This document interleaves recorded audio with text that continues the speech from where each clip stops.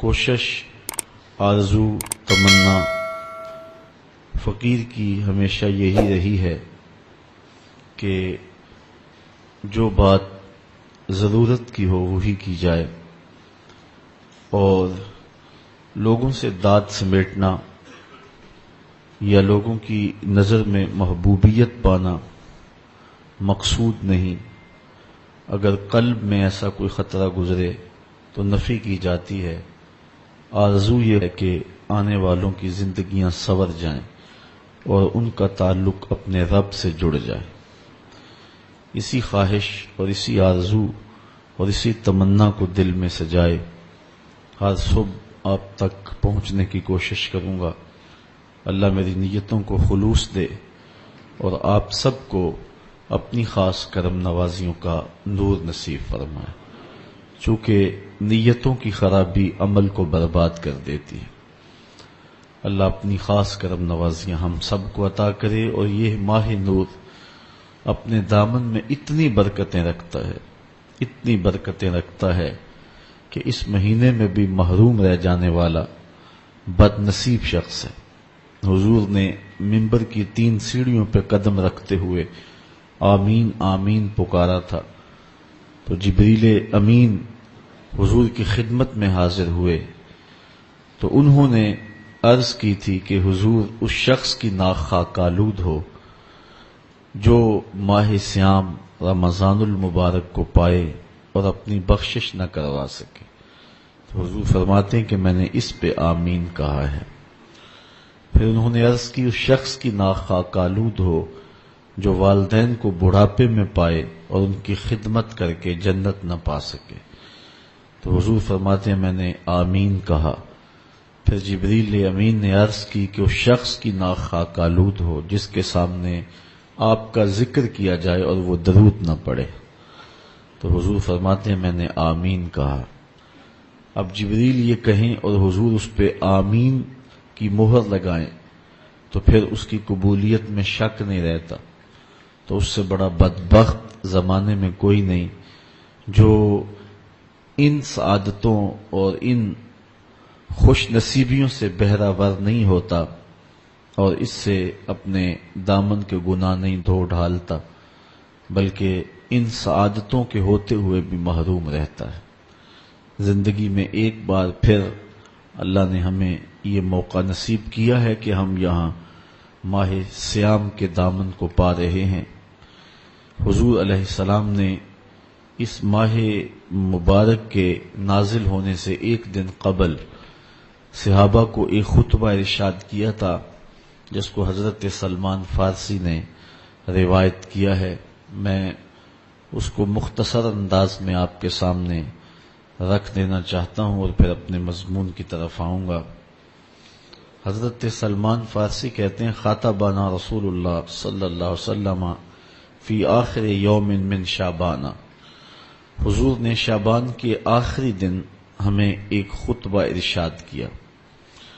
فقال، تو حضور نے خطبہ ارشاد کرتے ہوئے ارشاد کیا یا ایھا الناس، اے لوگو، قد اظلکم شہر عظیم شہر مبارک شہر فیہ لیلۃ خیر من الف شہر، اے لوگو ایک بہت بڑا مہینہ جلوہ فراز ہو رہا ہے، تمہارے اوپر ایک عظیم مہینہ تشریف لا رہا ہے، اور وہ بابرکت مہینہ ہے کہ جس کے دامن میں ایک رات ایسی ہے جو 1000 مہینے سے بہتر ہے۔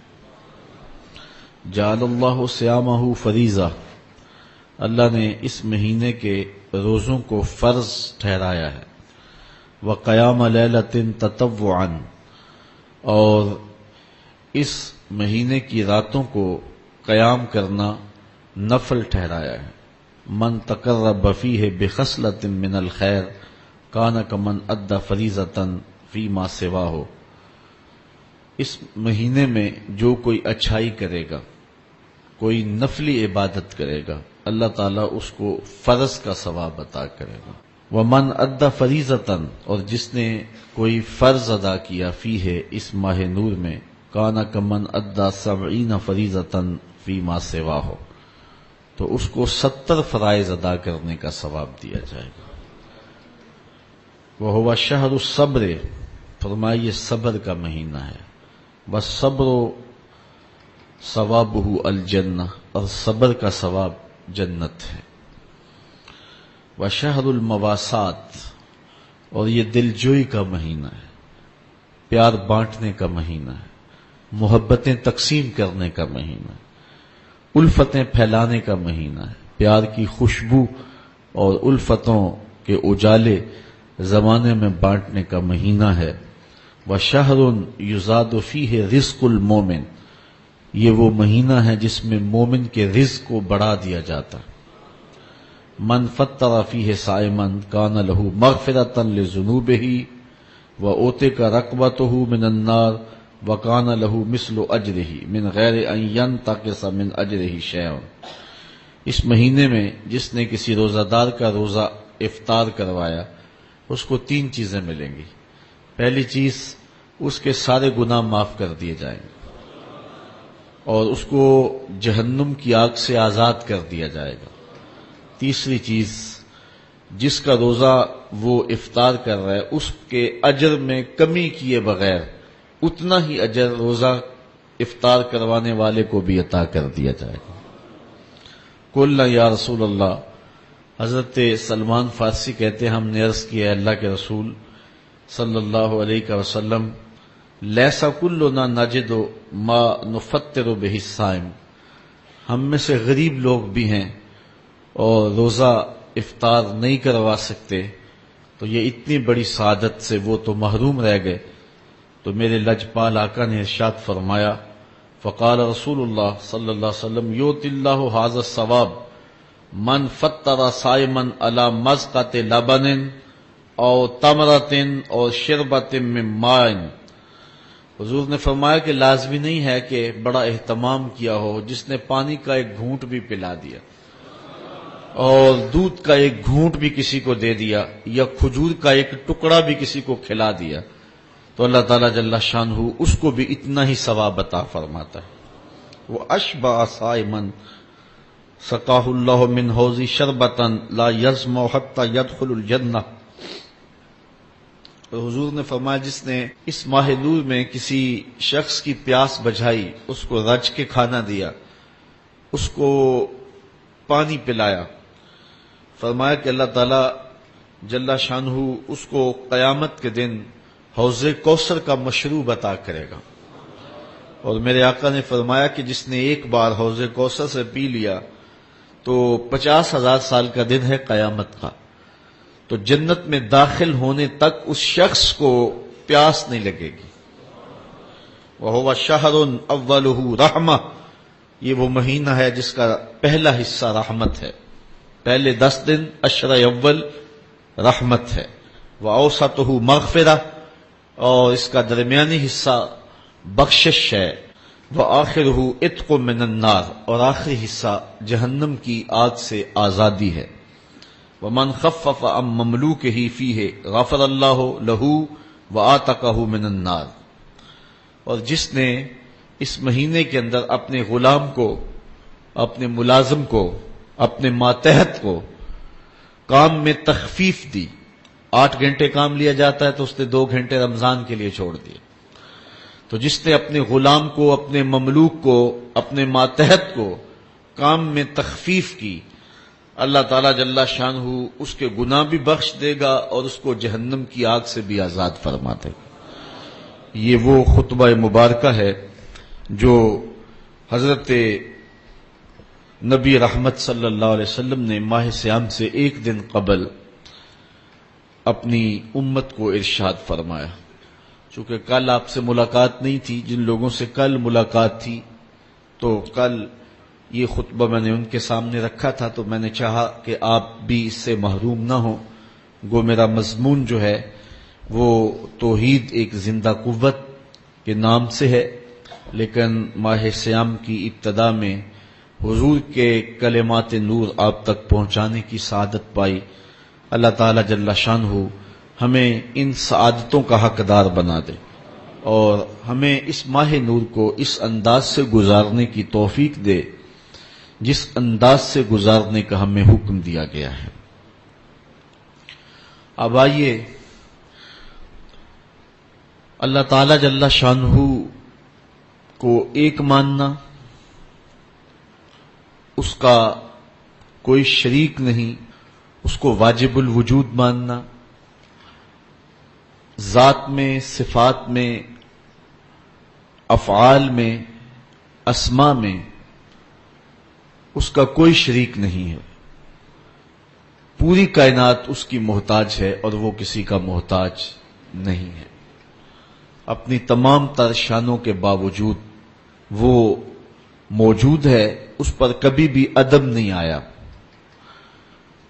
عقیدہ توحید ہمارا بنیادی عقیدہ ہے، اور اسی عقیدہ کی دعوت لے کر کے اللہ کے نبی اس دنیا کے اوپر جلوہ گر ہوتے رہے ہیں اور لوگوں کو دعوت توحید دیتے رہے ہیں۔ یہ بات ذہن نشین کر لیں، ہمارے بنیادی عقیدے تین ہیں: عقیدہ توحید، عقیدہ رسالت اور عقیدہ آخرت۔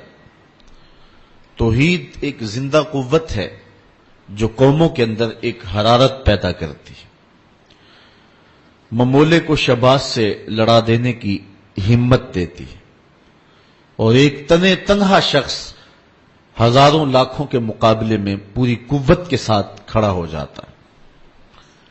انسان اکیلا ہو اور مخالفین کا ہجوم ہو تو اس کی زبان لڑکھڑا جاتی۔ انسان فطرتاً کمزور ہے، خلق الانسان ضعیفا، لیکن توحید کا اجالا جب من میں سویرا کرتا ہے تو پھر اللہ لہجے میں بھی بانکپن عطا کر دیتا ہے۔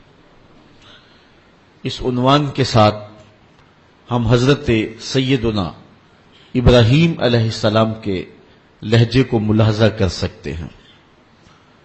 جب بابل شہر میں نمرود کی جھوٹی خدائی کا ناقوس بج رہا تھا اور شہر کے ہر دروازے پر اس کے ہم شکل بت رکھے گئے تھے، اور جو شہر میں داخل ہوتا اس کے لیے لازم تھا کہ اس بت کو سجدہ کرے، اور اگر وہ سجدہ کر کے نہیں گزرتا تھا تو اس نے سسٹم ایسا رکھا تھا کہ گھنٹیاں بجنے لگ جاتی، اس لیے چاروں ناچار ہر شخص کو اس کے بت کے آگے سجدہ ریز ہونا پڑتا تھا۔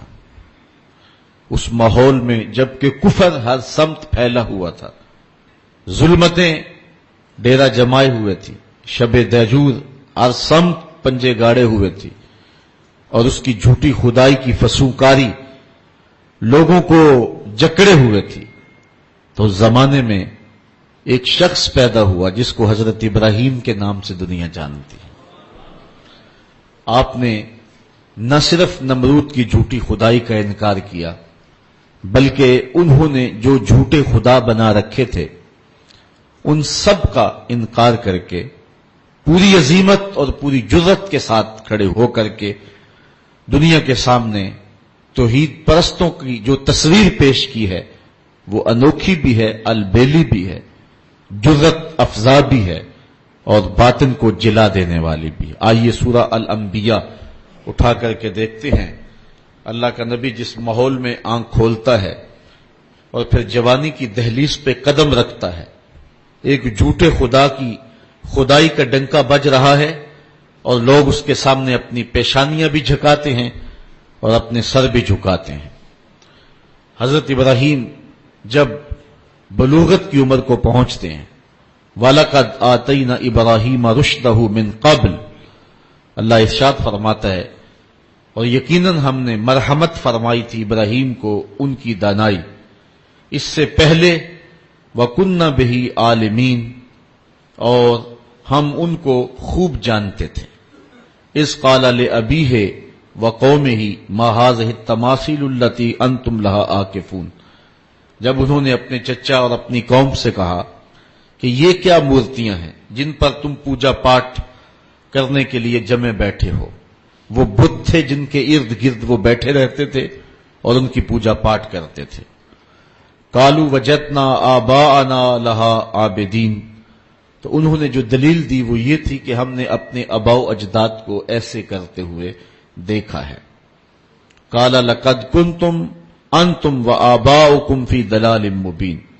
حضرت ابراہیم علیہ السلام بولے بے شک تم اور تمہارے آباء و اجداد سارے گمراہی میں ہو. قالوا اجئتنا بالحق ام انت من اللاعبین. کہنے لگے آپ کوئی ہمارے پاس سچی بات لے کر آئے ہیں یا یوں ہی ہم سے دل لگی کر رہے ہیں. قال بل ربکم رب السماوات والارض. حضرت ابراہیم علیہ السلام نے کہا کہ یہ تمہارے معبود نہیں ہیں، تمہارا معبود وہ ہے جو زمین و آسمان کا رب ہے. الذی فطرہن، جس نے ان کو پیدا کیا ہے. وانا علی ذالکم من الشاہدین، اور میں اس صداقت پر گواہی دینے والوں میں سے ہوں. وَتَاللَّهِ لَأَكِيدَنَّ أَصْنَامَكُمْ بَعْدَ أَن تُوَلُّوا مُدْبِرِينَ. وہ ایک میلہ منعقد کیا کرتے تھے شہر سے باہر اور کچھ دن وہاں گزار کر کے آتے. عادت ان کی یہ تھی کہ جب وہ میلے پہ جاتے تو پہلے بتوں کے استہانوں میں حاضر ہوتے اور وہاں ان کے سامنے جا کر کے اقسام کی مختلف رنگوں کی مٹھائیاں رکھتے اور پھر وہاں سے وہ میلے میں جاتے. جب واپس پلٹتے تو سب سے پہلے وہ اپنے بت قدوں میں آتے اور اپنے بتوں کو سلام کرنے کے بعد پھر اپنے گھروں کو پلٹتے. ہمیں جو طریقہ دیا گیا ہے، میرے اور آپ کے آقا و مولا جب بھی کبھی سفر پہ تشریف لے جاتے تو حضور سب سے آخری منزل مسجد کو رکھتے تھے. مسجد سے نوافل پڑھنے کے بعد حضور سفر پر روانہ ہوتے اور جب واپس حضور تشریف لاتے تو سب سے پہلے مسجد میں جلوہ فراز ہوتے. تو ان کا انداز اپنے بتوں کے لیے یہ تھا اور اہل ایمان کا اپنے رب کے حضور شکرانے اور نذرانے اور محبتوں کے اظہار کا طریقہ یہ متعین اور مقرر کیا گیا ہے. خیر انہوں نے حضرت ابراہیم کو بھی دعوت دی کہ آپ چلے اور ہمارے ساتھ میلے میں شریک ہوں. حضرت ابراہیم علیہ السلام نے کہا کہ میں تمہارے اس میلے میں کیسے شریک ہو سکتا ہوں جہاں بت پرستی ہوگی، میں تو تمہارے عمل اور رویے سے پہلے ہی بیزار ہوں. تو خیر وہ اپنے بتوں کے سامنے طرح طرح کی مٹھائیاں رکھ کر کے میلے پہ چلے گئے. انہیں سان گمان بھی نہیں تھا جو کچھ ہوا ان کے آنے کے بعد. حضرت ابراہیم علیہ السلام نے اس موقع کو غنیمت جانا اور ہاتھ میں کلہاڑا پکڑا. یہ سورہ الانبیاء ہے. سورہ الصافات اٹھائیں. اللہ تعالی جل شانہ نے وہاں سورہ الصافات کے اندر حضرت ابراہیم علیہ السلام کے اس ارادے کی تکمیل کو جو انہوں نے یہاں کیا تھا کہ میں ایک دن تمہارے بتوں سے نپٹ لوں گا، تو آپ ان کے بت خانے کے اندر کلہاڑا لے کر کے تشریف لائے. فراغ الی آلہتہم، ان کے بتوں کے پاس حضرت ابراہیم آئے. فقال الا تاکلون، ان کے سامنے انواع و اقسام کے کھانے پڑے تھے. حضرت ابراہیم علیہ السلام نے کہا کھاتے نہیں ہو. ان کی بے بسی کو ظاہر کرنے کے لیے یہ کہا کھاتے کیوں نہیں ہو. اب وہ بیچارے کیا جواب دیتے؟ پتھر اور مٹی کے بنے ہوئے مادوؤں کے منہ میں کون سی زبان تھی کہ جو ما فی الضمیر کا اظہار کر پاتے. تو حضرت ابراہیم علیہ السلام نے ان کی مسلسل خاموشی کے بعد فرمایا ما لکم لا تنطقون، بولتے کیوں نہیں ہو. فراغ علیہم ضربا بالیمین، یہ اللہ کے پیغمبر کا جلال ہے. آپ نے دائیں ہاتھ میں کلہاڑا پکڑ کے ان کے ٹکڑے ٹکڑے کر کے رکھ دیے. کسی کا کان کاٹ دیا، کسی کا سر کاٹ دیا، کسی کی ٹانگیں توڑ دیں اور کسی کے بدن کے حصے بکھرے کر دیے. کسی کا ویسے ہی کچھ نہ چھوڑا، اس کے بالکل ٹکڑے کر دیے، بجری بنا کے رکھ دیے. لیکن ان کا جو بڑا بت تھا اس استحان کے اندر اس کو کچھ نہ کہا اور کلہاڑا اس کے کندھے پہ رکھ دیا. اب قرآن مجید میں یہاں سورہ انبیاء میں جو اس واقعہ کو بیان کیا ہے وہاں انداز دیکھیے.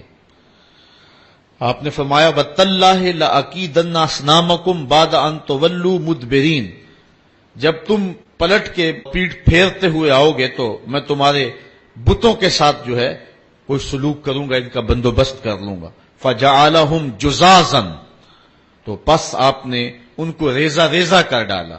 الا کبیر اللہم، لیکن جو ان کا بڑا بت تھا حضرت ابراہیم علیہ السلام نے اس کو کچھ نہیں کہا. یہ نہیں کہ اس پر غصہ نہیں تھا، بلکہ ایک حکمت تھی اس قوم کو رسوا کرنا تھا اور اس قوم کو لاجواب کرنا تھا، ان کے سامنے ان بتوں کی حیثیت رکھنی تھی۔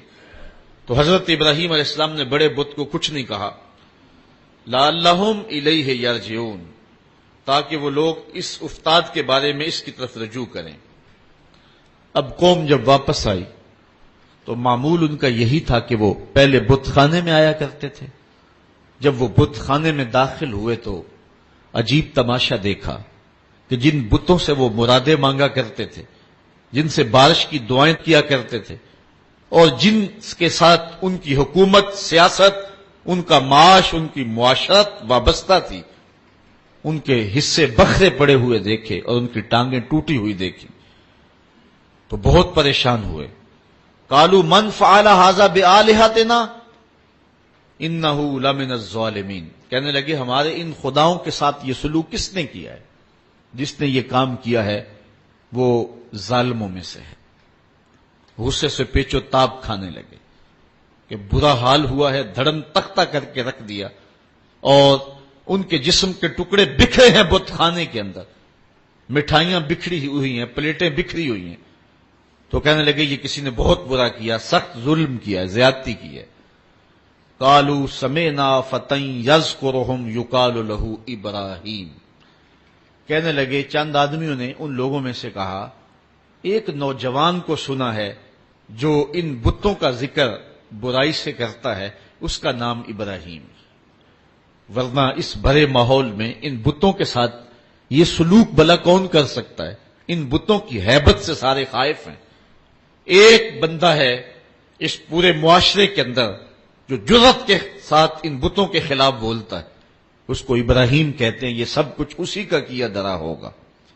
قالوا فاتوا به علی اعین الناس لعلهم یشهدون، کہنے لگے پھر پکڑ کر لاؤ اسے سب لوگوں کے سامنے، لوگوں کے روبرو وہ اس کے متعلق کوئی شہادت دیں۔ جن لوگوں نے اس شخص کو، ابراہیم کو، ان بتوں کی برائی بولتے ہوئے دیکھا ہے، وہ کہیں کہ واقعی یہ بتوں کا مخالف ہے اور یہ الزام ہم اس پہ لگائیں کہ اس نے یہ کیا ہوا ہوگا اور پھر اس کو سزا دیں۔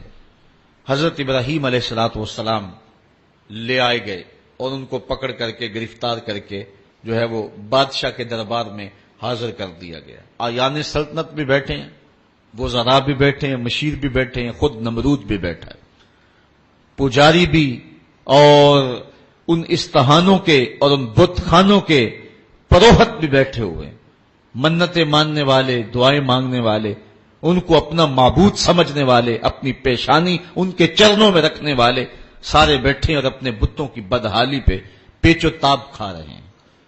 سارا غصہ حضرت ابراہیم پر آیا اور حضرت ابراہیم علیہ السلام کو بلا کر کے لوگوں کے سامنے نمرود اپنی پوری تمکنت کے ساتھ، پورے رعب اور شاہی جلال کے ساتھ اور پورے غرور اور دبدبے کے ساتھ اس مجلس میں موجود ہے۔ ہزاروں کا یہ اجتماع ہے، اللہ کی توحید کا ایک واحد پرستار حضرت ابراہیم اس ماحول میں ان کو پکڑ کے لایا جاتا ہے۔ قالوا اانت فعلت هذا بآلهتنا یا ابراہیم، ایک دم چھٹ پڑے، بولے اے ابراہیم ہمارے ان بتوں کے ساتھ، ہمارے ان خداؤں کے ساتھ یہ سلوک تم نے کیا؟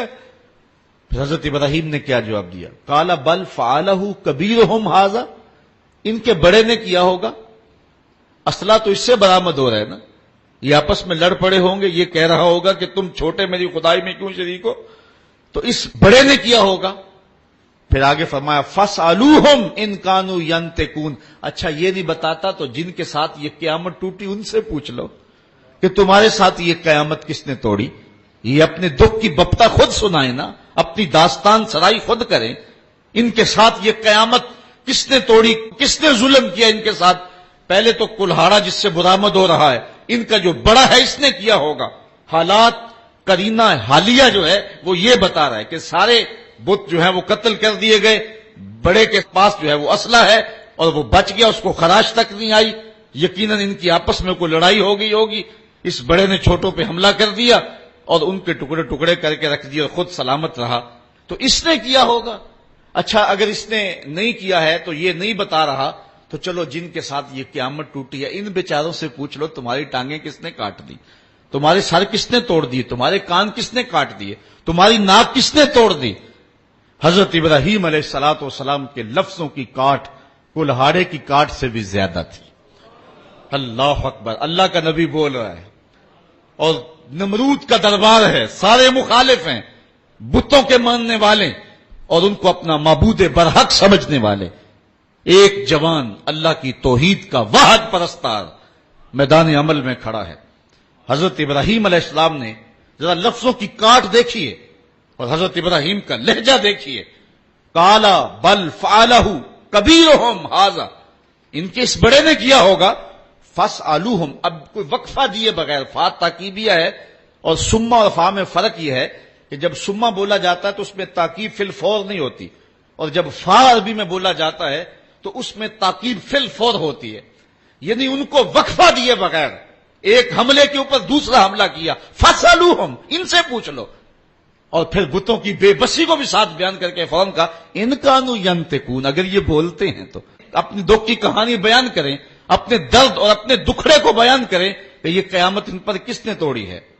فَرَجَعُوا إِلَىٰ أَنفُسِهِمْ, پھر وہ اپنے اندر پلٹے.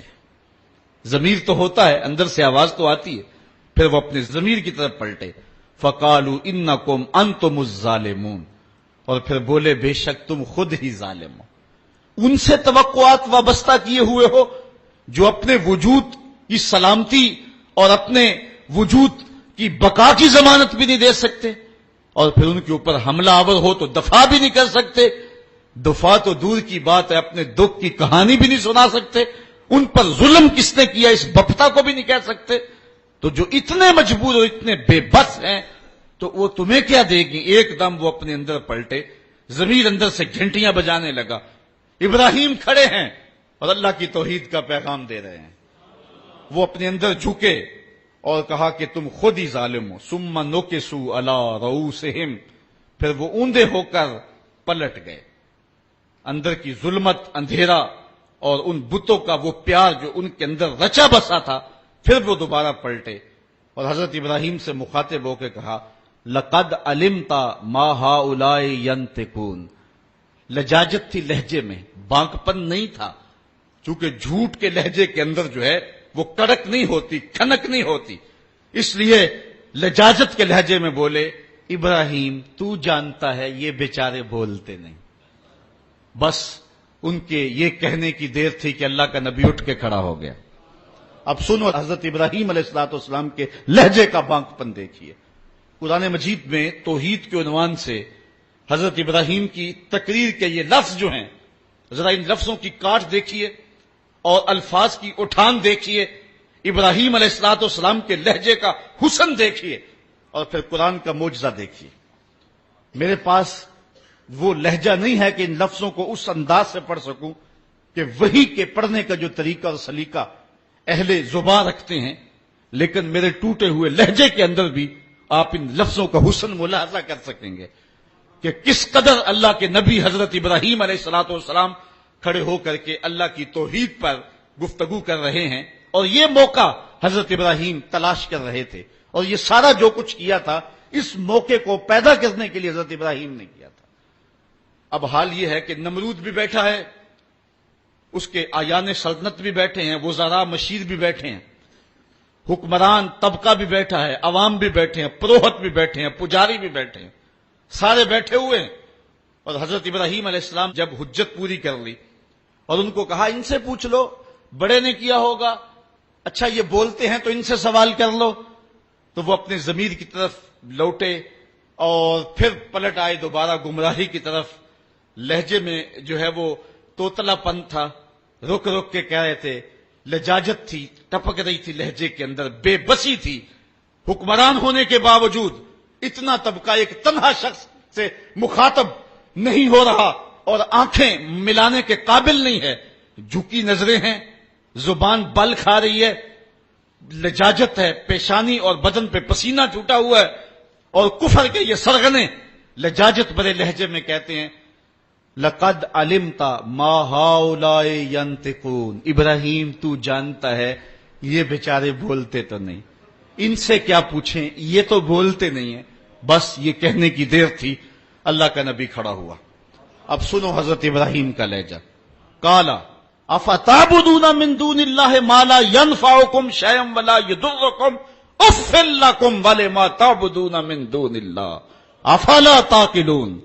حضرت ابراہیم علیہ السلام نے فرمایا ان کو پوچھتے ہو اللہ کے علاوہ جو نہ نفع دے سکے نہ نقصان پہنچا سکے. اب ایک اور دیکھیے وار کلہاڑے کا اف لکم. ذرا دیکھیے کیسی کاٹ ہے. بیٹھے ہیں شاہد وقت بھی سامنے بیٹھا ہوا ہے.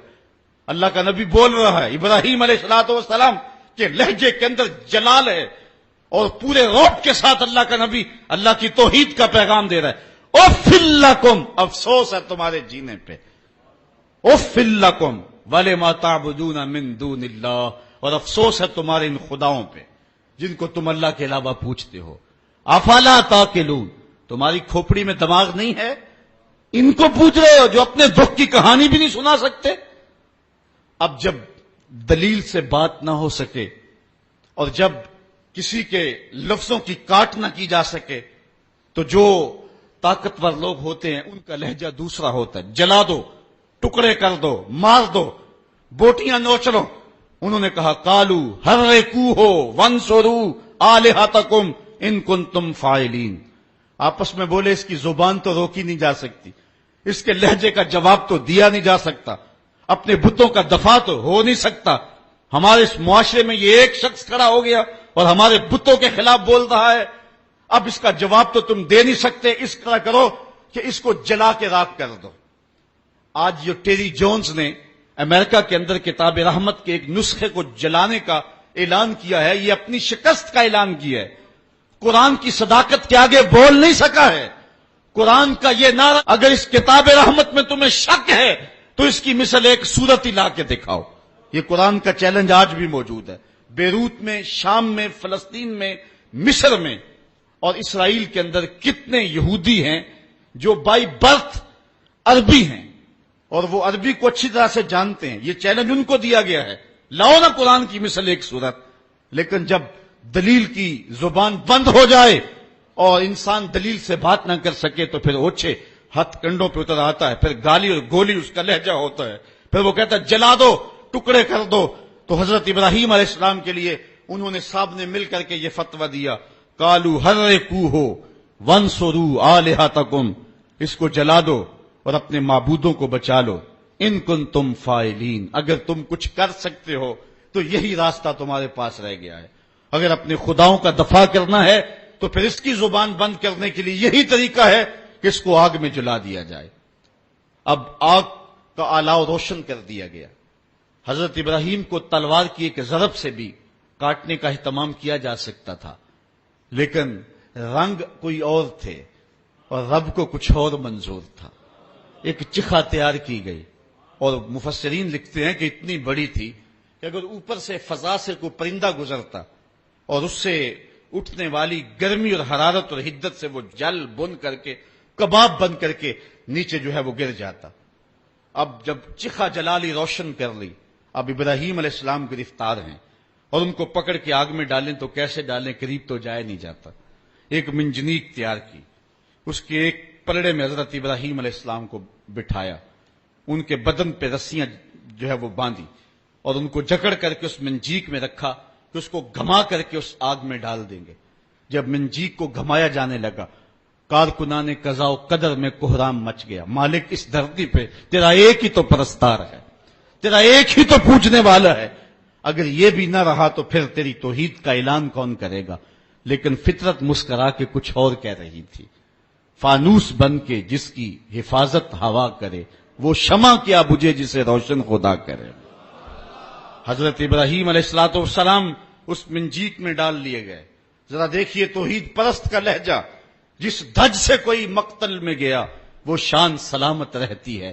اس جان کی کچھ پرواہ ہی نہیں, یہ جان تو آنی جانی ہے. ابراہیم علیہ الصلوۃ والسلام کے بارے میں ان کا خیال تھا کہ جب جلتی ہوئی آگ کے بھڑکتے ہوئے شعلے دیکھیں گے تو اپنے موقف سے رجوع کر لیں گے. لیکن جن کے اندر چراغے توحید روشن ہو بھلا وہ ان بھڑکتے ہوئے شعلوں کو خاطر میں کیسے لاتے ہیں. حضرت ابراہیم علیہ الصلوۃ والسلام چرخی میں بیٹھے اور جب اس چرخی کو گھمایا گیا حضرت جبریل امین حاضر ہو گئے. عرض کہی اے ابراہیم, میں اللہ کے ہاں قرب خاص رکھتا ہوں اور میرا آنا جانا سدرہ تک ہے، اگر اللہ سے کچھ کہنا ہے تو مجھے کہیے، میں اللہ کی بارگاہ میں عرض کر دیتا ہوں۔ تو حضرت سیدنا ابراہیم علیہ السلام بولے کہ اے جبریل، تیری مہربانی پیشکش کی، مجھے تیرے سے کوئی حاجت نہیں ہے۔ جبریل نے عرض کی کہ اچھا چلو اپنے رب سے خود ہی عرض کر لیجئے، اس مشکل اور آڑے وقت میں آپ کی حفاظت کی جائے۔ آپ کی حفاظت اس قاض کی حفاظت ہے، آپ کا بچ جانا دین اسلام کا بچ جانا ہے، اس لیے آپ خود عرض کر لیجئے۔ حضرت ابراہیم بولے اے جبریل امین، مجھے یہ بتاؤ، کافروں کے دل میں یہ بات کس نے ڈالی کہ میرے لیے آگ کے یہ الاؤ روشن کیے جائیں؟ کہا رب جلیل نے۔ کہا اگر جلیل کی یہ مرضی ہے تو پھر خلیل کی بھی یہی مرضی۔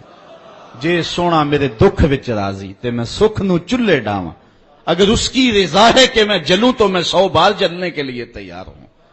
اچھا، انہوں نے اس منجنیق کو گھما کر کے حضرت ابراہیم علیہ السلام کو آگ میں ڈالا۔ حوروں کی چیخیں نکل رہی تھی، عرش مولا تھرا رہا تھا، کارکنان قضا و قدر پریشان تھے کہ دھرتی پر ایک ہی رب کی توحید کا متوالا اور اس کو بھڑکتی ہوئی آگ کے شعلوں پہ ڈالا جا رہا ہے، لیکن قدرت نے جو دکھلانا تھا وہ کچھ اور تھا۔ جب حضرت ابراہیم کو گھما کر کے آگ میں ڈال دیا گیا، ادھر حضرت ابراہیم آگ میں پہنچے، ادھر آگ کو رب کا سندیشہ پہنچا، قلنا یا نارو کونی بردم و سلامن علی ابراہیم۔ ہم نے آگ سے کہا اے آگ ٹھنڈی ہو جا، اتنی ٹھنڈی بھی نہ کہ میرے خلیل کو سردی لگ جائے، ٹھنڈی بھی سلامتی کی ہونا، میرے ابراہیم پہ ٹھنڈی ہو جا۔ حضرت ابراہیم علیہ السلام اس آگ میں آ گئے۔ باہر تو بھڑکتے ہوئے شعلے تھے، اندر جنت کی ہوائیں چل رہی تھی۔ ایک دن نہیں، 2 دن نہیں، 40 دن تک اللہ کا خلیل اس آگ میں رہا ہے۔ 40 دن تک حضرت خلیل اللہ اس آگ کے اندر رہے۔ اندر گلزار بنا ہوا تھا، جنت کا ماحول تھا، فردوس کی جو ہے وہ بہاریں تھیں، اور باہر آگ جل رہی تھی۔ باہر کوئی جاتا تو وہ دور سے بھاگ آتا۔ اب ان کا تو خیال تھا کہ راکھ بھی نہیں بچی ہوگی، لیکن آگ کے جب شعلے سرد ہوئے اور جب کوئلے بجھے تو حضرت ابراہیم کوئلوں پہ چلتے ہوئے یوں آ رہے ہیں جس طرح کوئی نازنین پھولوں پہ چلتا ہوا آتا ہے۔ حضرت ابراہیم علیہ السلام سے پوچھا گیا زندگی کے بہترین لمحے کون سے گزرے ہیں؟ کہا وہی لمحے جو نار نمرود کے اندر گزار کے آیا ہوں۔ وصل کی وہ لذتیں اور وہ گھڑیاں اور وہ ساعتیں، وہ خوش نصیب گھڑیاں میں نے جو پائی ہیں، دل ڈھونڈتا ہے وہی فرصت کے رات دن بیٹھے رہیں تصور جانا کیے ہوئے۔ وہ خاص گھڑیاں تھی، وہ خاص لمحے تھی۔ اب اقبال کا لہجہ یہاں دیکھیے، پختہ ہوتی ہے مصلحت اندیش و عقل، عشق مصلحت اندیش ہو تو ہے کام ابھی، بے خطر کود پڑا آتش نمرود میں عشق، عقل ہے محو تماشائے لبے بام ابھی۔ عقل کے تقاضے اور ہیں، لیکن عشق کا لہجہ اپنا ہے، محبت کا بانکپن اپنا ہے۔ توحید کے چاہنے والے اور اللہ کی ذات پر اذعان و یقین رکھنے والے اس طرح جلتے ہوئے شعلوں کو سلامی دیا کرتے ہیں، اور پھر اللہ کی رحمتیں ان پر کس طرح برستی ہیں۔ فرعون کا دربار دیکھیں، پوری جلالت کے ساتھ اپنے دربار میں بیٹھا ہے۔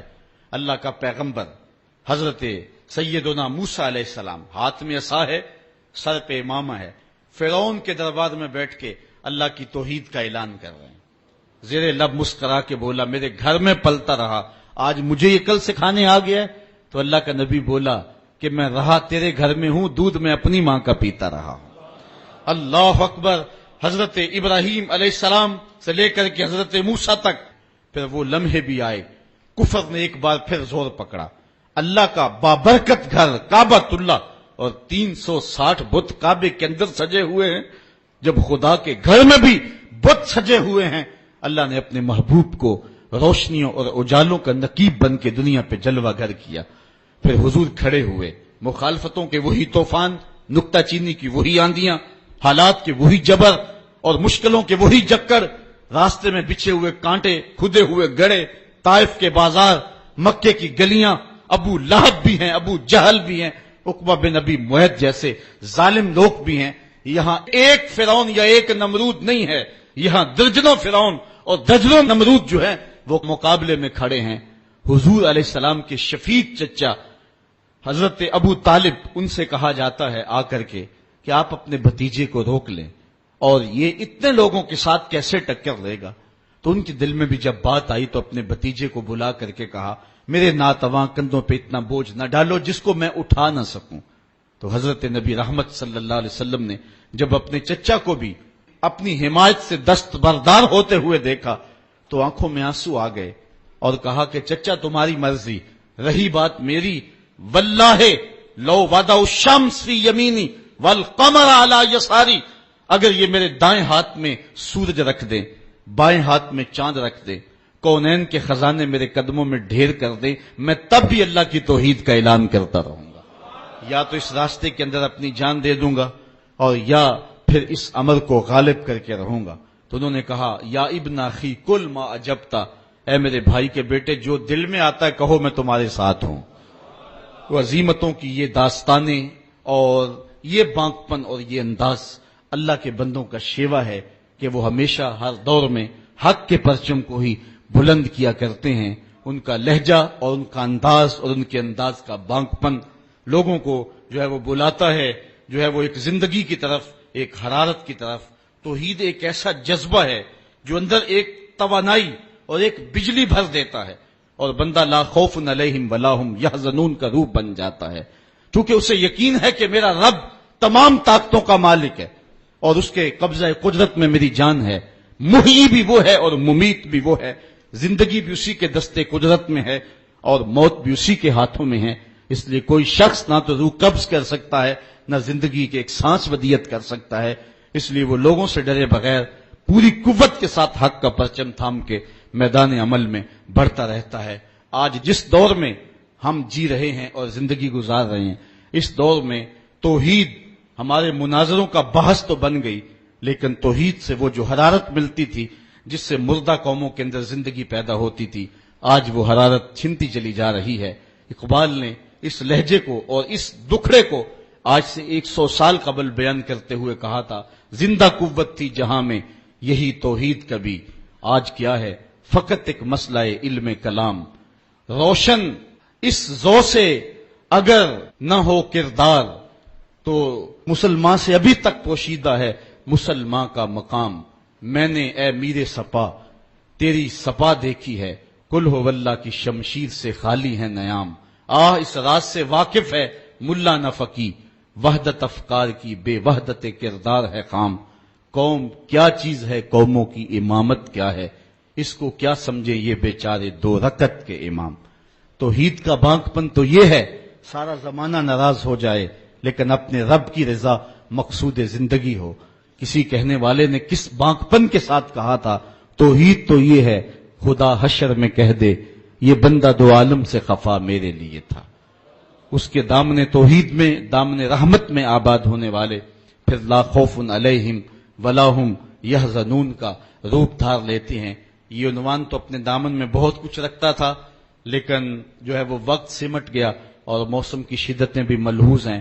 میں انہی لفظوں پہ اپنی گفتگو کو سمیٹتا ہوں. آفاق کے ہر ہر گوشے میں قرآن سنا کر دم لینا،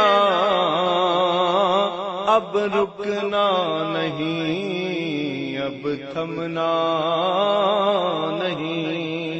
فردوس میں جا کر دم لینا، آفاق کے ہر ہر گوشے میں قرآن سنا کر دم لینا، اب رکنا نہیں، اب تھمنا نہیں. بسم اللہ الرحمن الرحیم.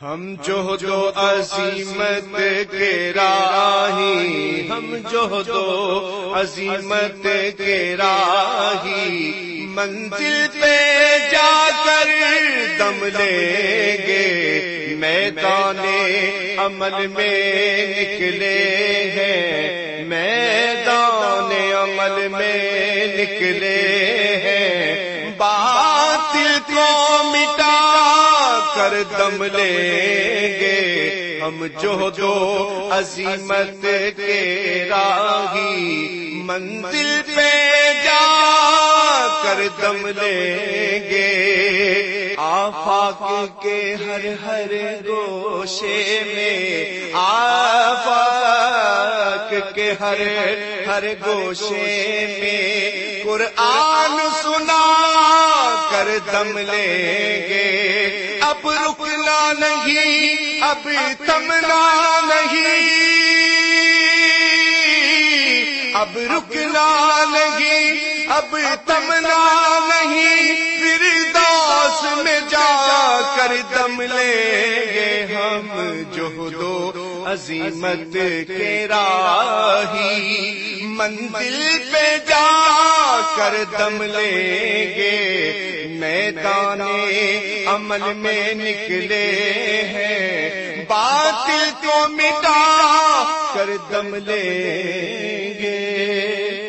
اس دارالعلوم کی ایک ایک اینٹ میں پیار بھرا ہوا ہے، درد بھرا ہوا ہے، تو اس کے لیے دعا گو رہیں، اپنے تعاون سے بھی نوازتے رہیں۔